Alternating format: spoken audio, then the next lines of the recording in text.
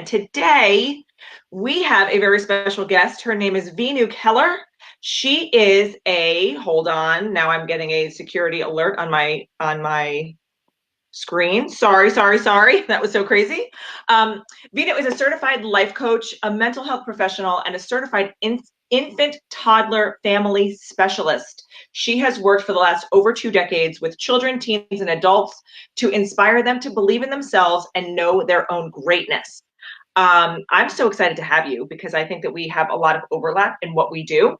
I do a lot of relationship and parenting coaching, and especially through this COVID, I've been doing a lot more of it. So thank you guys for being here. We took a month off in April because of the COVID, and we were supposed to have spring break and New York City schools and all the things. And I was like, you know what? We just need to shut it down for a minute. So we're back, and we are very happy to be here. So thank you for being here. Excited to meet you and see you and learn all about you. So tell us, Miss Veenu, how did you start with your background, and how did you get into finding this as your passion?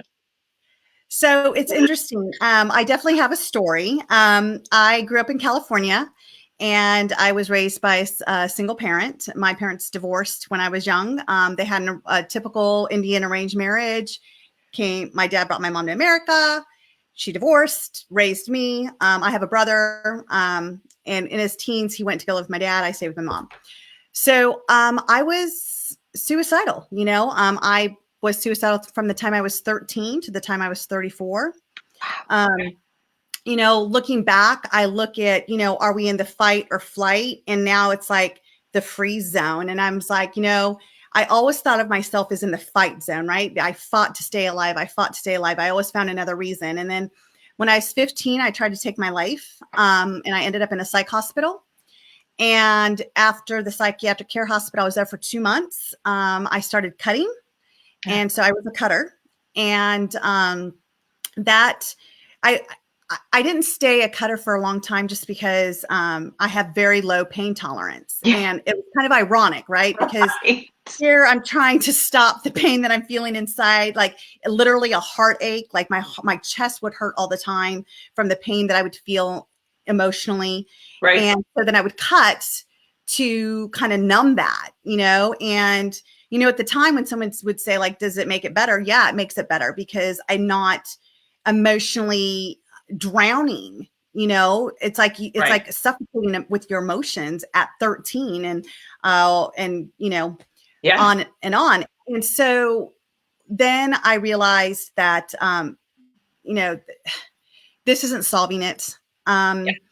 And it was really about being bullied. It was about the filters I had. And I'm going to tell you, I can go all the way back to that moment where I felt that I was not enough, that I just wished I would be a part of a group, right?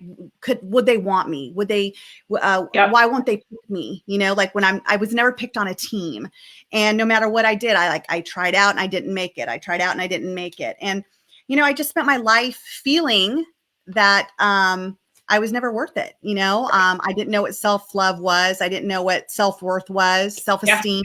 Yeah. The way we talk to ourselves. I mean, my internal language was like what people were saying, oh, sure. You're so ugly. I'd be called the N-word. I'd be called camel jockey.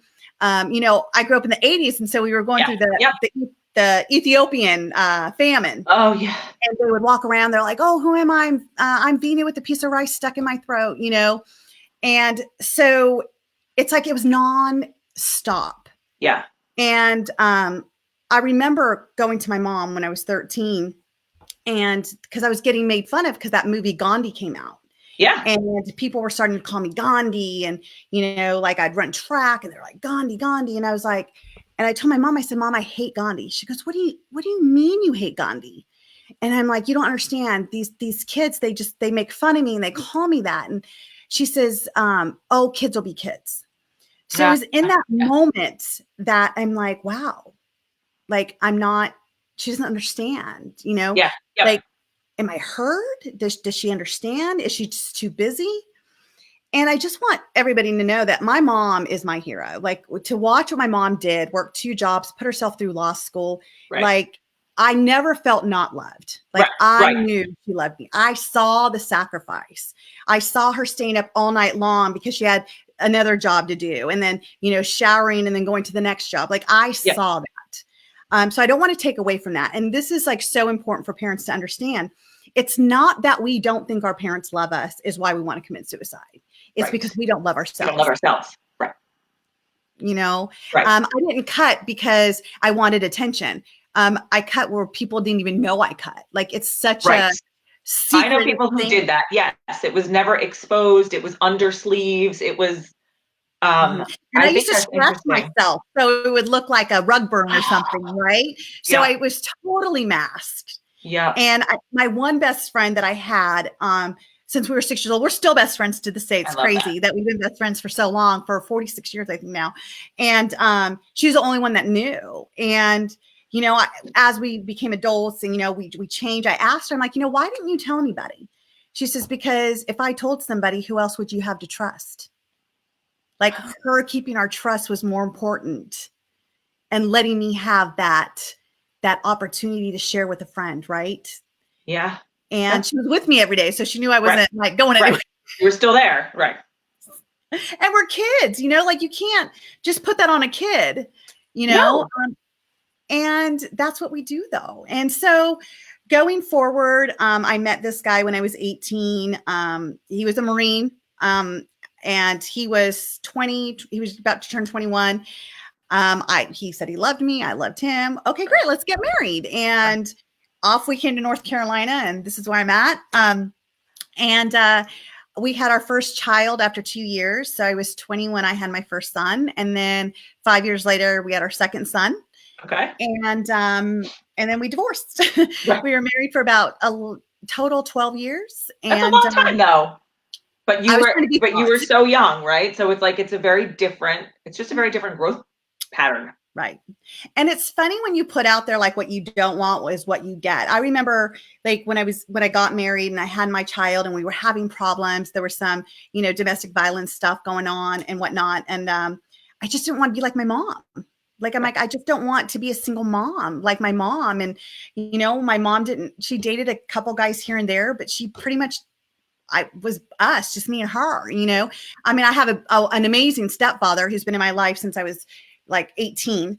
Yeah. And I love him. He's my dad. But I was like, I don't want to be like my mom.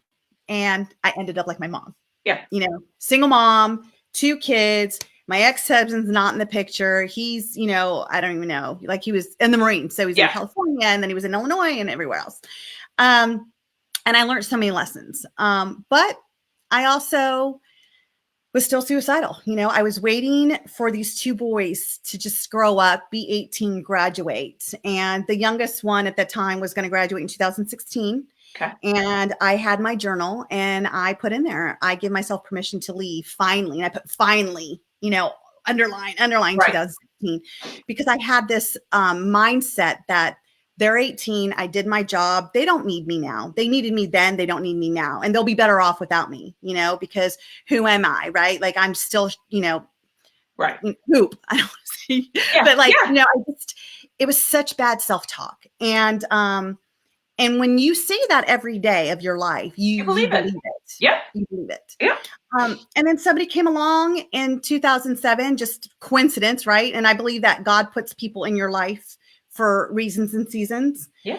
And I had a really close friend, and I went with her to Florida, and her good friend's daughter worked for Tony and said, hey, why don't you come to a Tony Robbins? I'm like, who?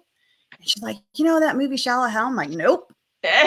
She's like, oh gosh. She goes, let me just tell you, like, it will make my year if you go. Like, I've just listened to you, you're such a beautiful person. Like you need to come to this. I'm like, beautiful person. I'm like, oh, thank you, fake. And long story short, I made it work. I ended up at that seminar in 2007. Right. I walked on fire. I released like years of relationships that were domestic violence, because I stayed in that trend, which is amazing because I understand why women stay. Yep. And I also know how women get out. Yep. And I learned how to love me, and when I left that seminar, I didn't know a lot, but I knew that suicide was a non-negotiable. And now I was scared. Like, I don't think I've ever been so scared. Yeah. Because you hang on on to this, like, oh, I'm just going to kill myself. No worries, no accountability. Like, who cares if I screw up? Who cares if I do this or Right. that? Like, I'm going to be out in a few years anyway. And now all of a sudden it's like, no, like you're going to live now. Right. So what's it going to look like? And I'm like, no idea.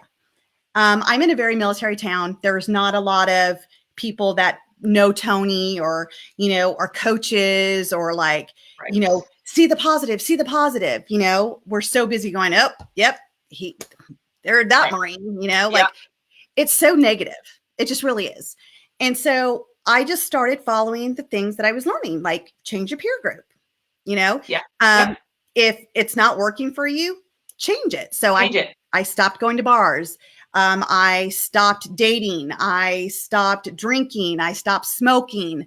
And this was all on my own. Like I did not Yeah.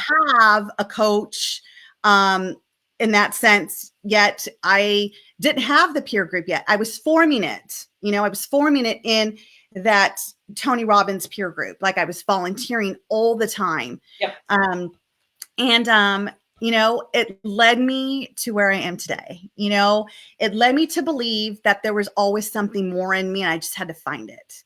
Right. And so I went from being a mental health professional to creating my own business, working with kids with disabilities as an entrepreneur with my own agency, to getting certified as coaching, getting certified as a speaker, to creating my own 4-day in-home turnaround program, to writing books. I'm a best-selling author. And I have this program and now I'm taking it to the next level, talking to different producers and hopefully this is going to go somewhere. So it's always like a stepping stone, right? Sure. And that's the one thing I realized. And when people ask, like, how did you get into parenting though? Like, how did you go from being suicidal, like, I'm going to kill myself because my kids don't need me at 18 to like, oh, wait, let me Right. teach you about parenting. So I really started, my niche was about stopping bullying, right? Like I created this movement called Bully Proof Life Movement. And I was on this like rampage, like I'm going to stop bullying. Like there's no reason why another child needs to make another child feel less than them. Right. Like, we're children for God's sake. Like Right. there's no reason for this.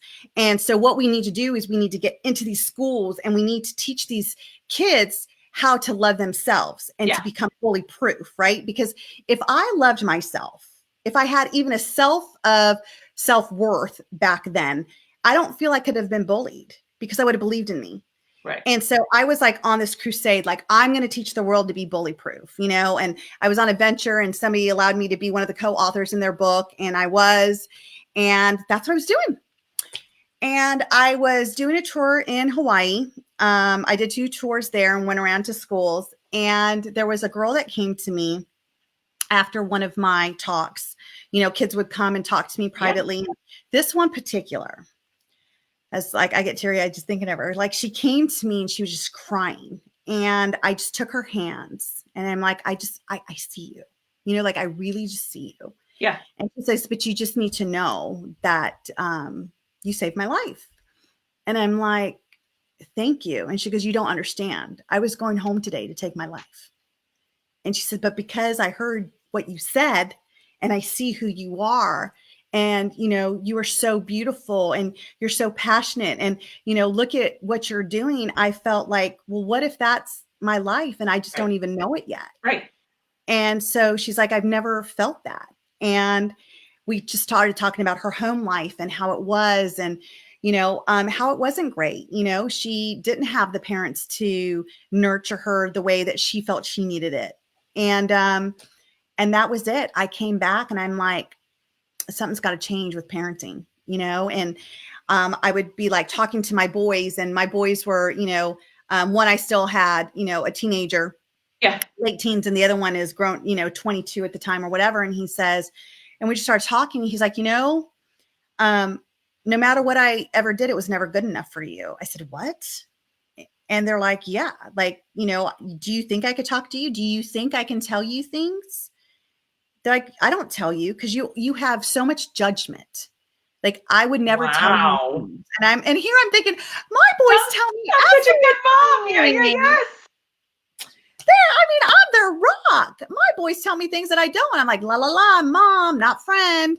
And I was I was shocked. That's insane. And that was my turning point. That was my what has to change, what needs to be different. And, I realized how much blame and shame I had put on my children. And I can give you an example. Like my boys would come home with like a C or a D. And I would just like, what? What do you mean a C? Like, I told you to study and you should have studied and you got better at this. Give me your phone. Mm. And, that was it. Give me your phone and, or you're grounded. And it was just making them feel less than they could already feel, right? Like, what kid is happy to show their mom a C? Most kids Right. Right. my kids are like, oh God, I got to show mom a report card. Right. No kid should be afraid to show you the report card. No. And I will take accountability for that because I was raised with the, like, you do better, push.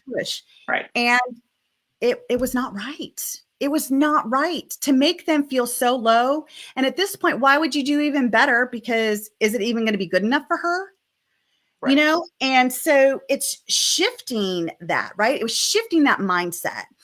And fast forward, I got pregnant with twins and they're 7. And it's like God gave me a do-over. A do-over. Yeah.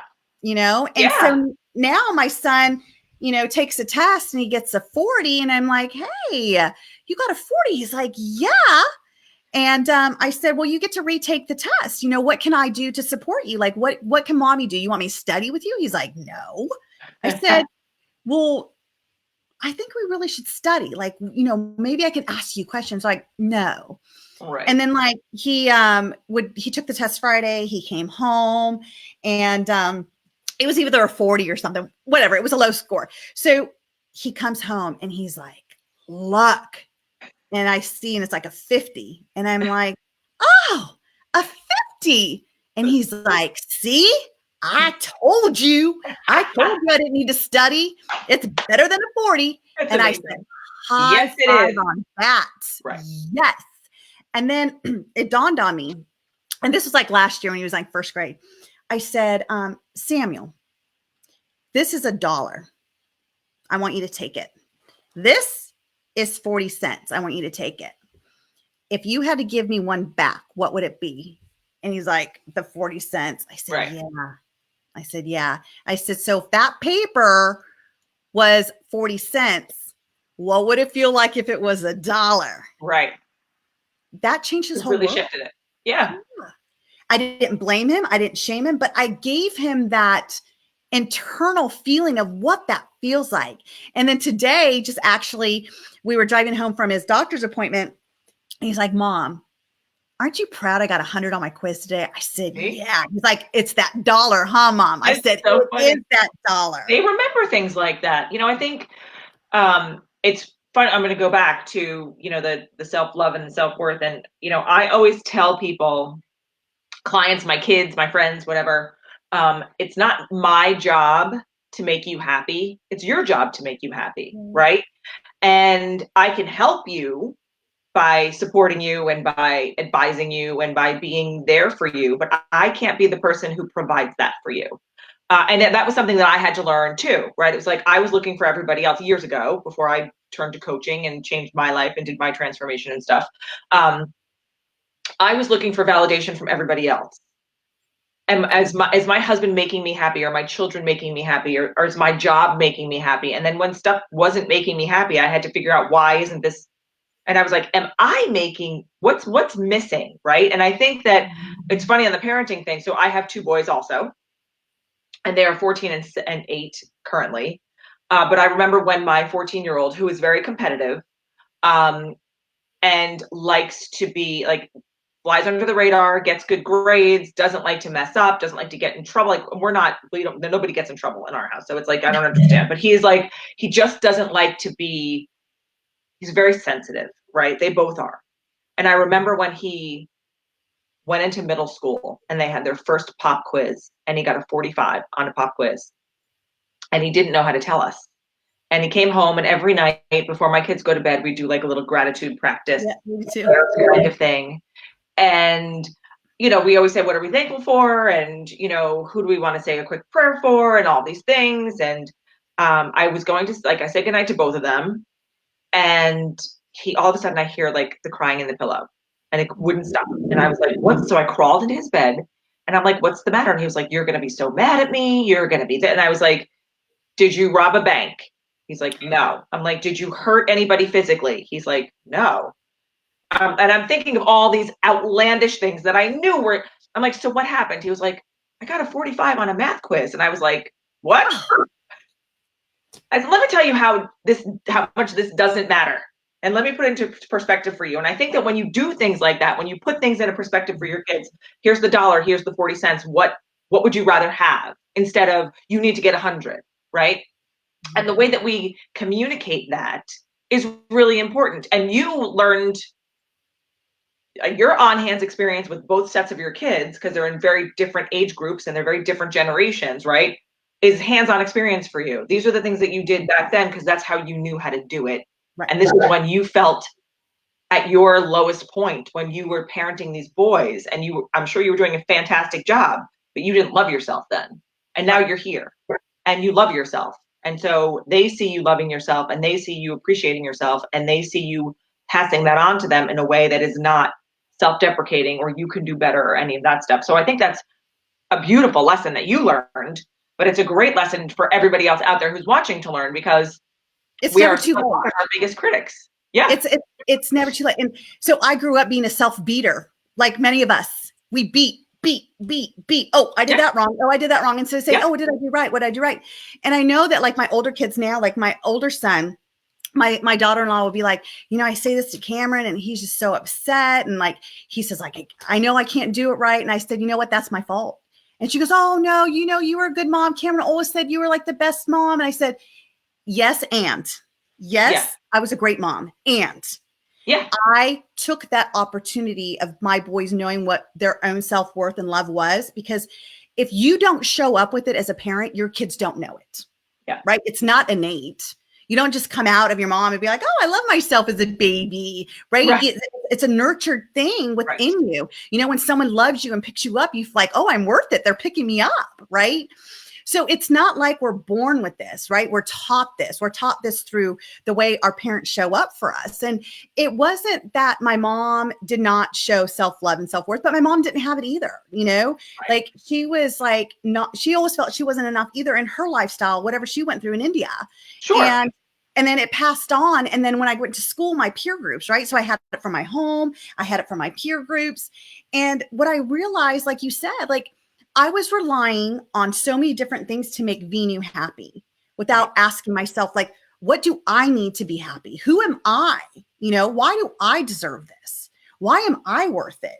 And now my kids will tell you, they're like, oh my gosh, like you raised the twins so differently than you raised us. I'm like, thank God. I know. Thank God. That was on purpose. We do gratitude. I let my kids feel like last night, some real and raw, right? So we're going to be real and raw here. We were studying for this quiz they had, and I told the twins, I said, well, there's no TV time tonight. You guys chose to study late and now you got to go to bed. Yeah. And they both were very upset that they didn't get their TV, that they wasted it on stupid studying, as they both said. Yeah. And twins feed off each other, just in case nobody knows that. And all of a sudden, I hear my one twin in his room ripping something up. And he's like, and that's what I think of her Mother's Day card. And I don't like my mom anymore. And she doesn't get this. And I'm just hearing rip, rip, rip. And I swear my heart was ripping, right? I'm like, oh my gosh. So old me would have been like, oh, guilty mom. Okay, you know what? I love you. Go watch TV. Right. New mom is, you know what? He needs that lesson. Yeah. And so I call my husband and I'm like, hey, just so you know, little guy over there is, ripping it up. And my husband looked at me, he's like, good job. Good job. He's like, wait, you forgot that little piece there. Good job, though. Right. Now clean it up. And he came to me and he's like, I know that hurts. And I said, it does. And he's like, but what do you always tell me? That's his lesson. I said, it is. Yeah. And so this morning I got up and I was getting ready. He came home downstairs, did his school, and I was getting ready. And he comes up and he says, I just need to tell you I'm sorry. Now, mind you, I've not said anything to him. Right. He says, I'm sorry. And he's like, and I made you a new card. And he's like, and I just want you to know it's better than the old one. and I'm really sorry. Aw. So he needed to understand that. Yeah. And then on the way, we had a talk, and I said, Samuel, I understand you're angry. I get it. I wish I could watch TV when I was little too, and my mom said no. So I know you're mad. Yeah. I said, but you need to look at your actions. You tried to, why Yeah. did you do that? He's like, well, I wanted to hurt you. And I said, I know. I said, so hurting mommy was okay because you were mad? And he's like, no. I said, so what's another choice you can make next time? Right. What's a better choice you can make? He's like, I just need to tell you I'm mad and maybe shut my door. And I'm like, That could do it. He's like, maybe I need to throw my pillow off my bed. I'm like, maybe you do. Right. One of the things that my husband and I have done since they were babies is their room is their sanctuary. Yeah. If you want to be mad, if you want to be sad, like we don't do timeouts. There is no timeouts. Right. If you are having a tantrum or a meltdown or whatever you want to call it right now, you know where you can go. Yeah. And when you're ready to join us, come on down. Yep. And we don't, you got to talk to us. If they don't want to talk about it, why am I making them? See, we forget our kids are just little humans. They're just little us. Yes. And just because I've like calmed down doesn't mean I want to talk about it right away.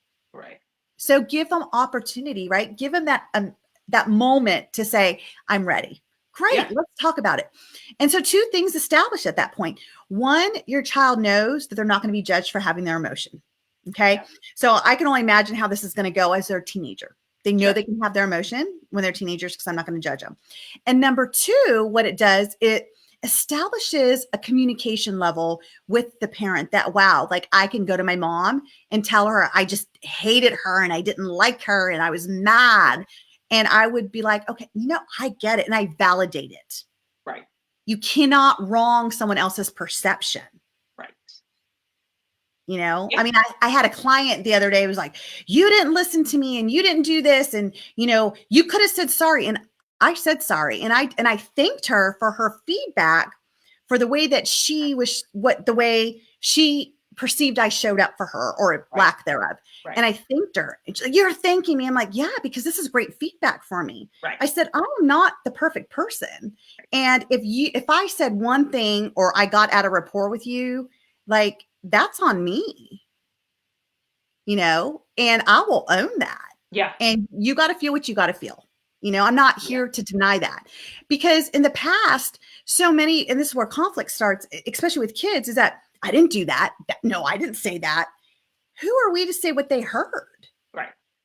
Just own it and validate it. Like, I'm sorry, that was not my intent. Is that what you heard? I am so sorry. Right. So again, it's like it shows up in our work. It shows up with friendship. It shows up with our kids. It shows up with our spouse. Yeah. And this is the time to teach when they're young. Totally. So let's talk about your entrepreneurial journey. Like, what's next for you? So you're doing coaching and you're part of Tony Robbins. And I think that's great. He's got a whole great program going on. What's the next step? Where do you see this going for parents and kids and interaction, especially now that we're in this situation, right? Like, we're homeschooling and I'm coaching a lot of people on how to just deal with I'm calling it the temporary normal, because I don't believe we're going to be in this for the rest of our lives. And when I hear somebody say, oh, it's our new normal, I'm like, no, it's not. No, it's not. I need a light at the end of the tunnel. And right now the tunnel is dark or whatever. So tell us what's next. Where does this go from here? So, I have chosen to make I'm a very certainty driven person. So living in a very uncertainty time has really driven me to either make this time my prison or make it my possibility. And so what I've done is I've just gotten creative. Like, I'm getting ready to start possibly a mastermind group or a membership group. Good. Getting my in-home turnaround, my book. I'm almost ready to send it to the editor, like I'm in the last chapter. Oh, good. So my book done, which kind of explains my whole framework, my 4-day because I move in with families. Like, I'm not the nanny where I come, I look, I tell you what you're not doing right with your kids and why your kids are acting up, and then go back and then come back the next day. Like, I live there, and I not just work with the kids and helping you understand why the behavior is right. I help the relationship get back on the same page, because if there's inconsistency with parenting, I'm going to tell you there's inconsistency in that relationship. Yeah. We have gotten just used to not being seen and heard, Yeah. or them spending more time at work than with us. And by the time they come home, they don't want to hear the screaming of the kids, but I've been with the kids all day, Right. Right. type thing. So I have that 4-day program, and so I'm trying to figure out with some team members, like, how do we want to make this a online program right now, since I can't go anywhere. I mean, Nowhere. I used to go Yes. to Australia, Mexico, all over the United States, moving in with families, and now this. Again, I've been trying to get a TV show for a while, so I'm in talks with a producer right now, seeing where that's going to go. My fingers are crossed. So just creating that, creating online programs again. And I created a survey that, if you don't mind, I'm going to put Posted into here. the Yep. chat. And it's just trying to figure out, like, where are people at? Where are their pain points? What do they really need? Maybe coaching is not the thing anymore. Maybe people need a weekly meetup group where they have somebody, like a mastermind, like we're all coming together and you have somebody to direct it with great quality questions. Because as a coach, like, that's when people say, what's your one tool in your toolbox? I'm like, I ask amazing quality questions. Yeah. Great questions. Because it's your life, not mine. So, you got to figure out where you want to go. I'm just going to ask you the questions to get you there. Right. And I just think people need to give themselves grace right now. Yeah, so I was doing I was doing a few free group coaching, mm-hmm. and it wasn't getting a lot of traction. So I'm like, okay, is that really where I want to put my time? You know how it is. Like, you just test, you're like, test. Yes. Okay. So we're going to put that in the link there. And I also already put up your Instagram and your Twitter and all of your follow Veenu everywhere. Okay. Our time is up. Yeah. This has been a great story. Thank you for sharing. This has been very insightful, because I think that it's important to hear, stories and how they transform lives, and how you transformed your life, and how you're doing it differently now. And so I think that's beautiful. Thank you so much for sharing. You guys go follow Veenu, like, right now. And please take her survey. We're going to put that in the comments next. And this way you can give her some feedback and talk to her about maybe your experience and what you need or what you'd like to see if you were going to invest in a group coaching or a mastermind or some kind of program that she's going to create for the world, which we need. So thank you for being here. Don't go anywhere. We're going to sign off to everybody out there and see you next week.